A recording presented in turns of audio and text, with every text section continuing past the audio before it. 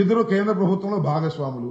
రాష్ట్రానికి ఇంత అన్యాయం జరుగుతూ ఉంటే కనీసం మాట్లాడనటువంటి దౌర్భాగ్యమైన పరిస్థితిలో ఉన్నారు అంటే మీరు పోలవరానికి వెన్నుపోటు పొడిచేటటువంటి కార్యక్రమం చేస్తున్నారు. పోలవరం అనేది తెలుగు ప్రజల కళ. రాజశేఖర రెడ్డి గారు కళ్ళగన్నటువంటిది. అది పూర్తయితే రాష్ట్రం అంతా సస్యశ్యామలమవుతుందని భావించారు.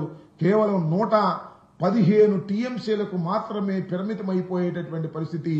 మినిమం డ్రా డౌన్ లెవెల్కి మాత్రమే ముగించేసి తప్పుకుపోవాలని కేంద్ర ప్రభుత్వం నిర్ణయించుకుంటే దానికి నారా చంద్రబాబు నాయుడు గారు పచ్చ జెండా ఊపేసి తప్పుకుపోతా ఉన్నాడు. ఇప్పటికైనా మనవి చేస్తున్నా, అయ్యా మేము మీ మీద రాజకీయంగా విమర్శ చేస్తాం అనుకోకండి.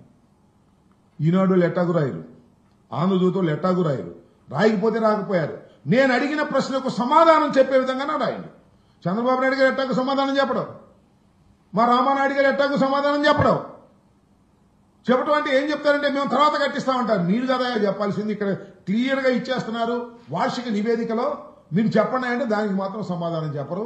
ఈనాడు ఆంధ్రజ్యోతి వార్త రాయరు, రాయకపోతే మాకు అభ్యంతరం లేదు. నేను మనవి చేస్తున్నా, నేను చెప్పింది తప్పు అని రాయమంటున్నా ఈనాడుని ఆంధ్రజ్యోతిని. నేను చెప్పింది తప్పు అని రామానాయుడు వచ్చి చెప్పమంటున్నా. నేను చెప్పింది తప్పు. 41.15కు మాత్రమే కేంద్రం నిర్ణయించుకుంది, అంతటితో చేతులు దులుపుకుంటుంది, దానికి చంద్రబాబు నాయుడు గారు అంగీకరించారు అనే విషయం తప్పని చెప్పండి. సంతోషపడతాను నేను.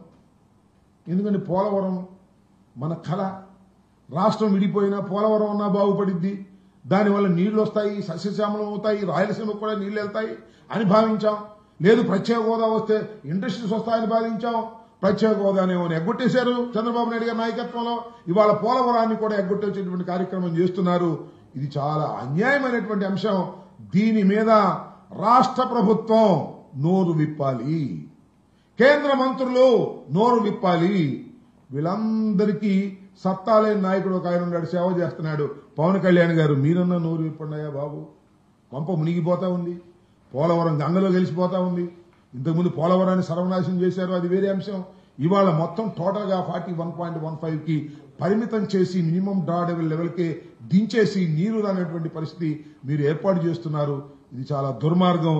దీని మీద తక్షణమే కేంద్ర ప్రభుత్వాన్ని ఒప్పించాల్సినటువంటి అవసరం ఉన్నది అని ఈ సందర్భంగా నేను చెప్పదలుచుకుంటూ ఉన్నానని కూడా ఈ సందర్భంగా నేను మనవి చేస్తున్నాను. తక్షణమే దీనికి సమాధానం చెప్పకపోతే మీరు దేశద్రోహులు, రాష్ట్ర ద్రోహులు అవుతారనే విషయాన్ని కూడా గుర్తుపెట్టుకోమని కూడా ఈ సందర్భంగా నేను చెప్పదలుచుకున్నాను.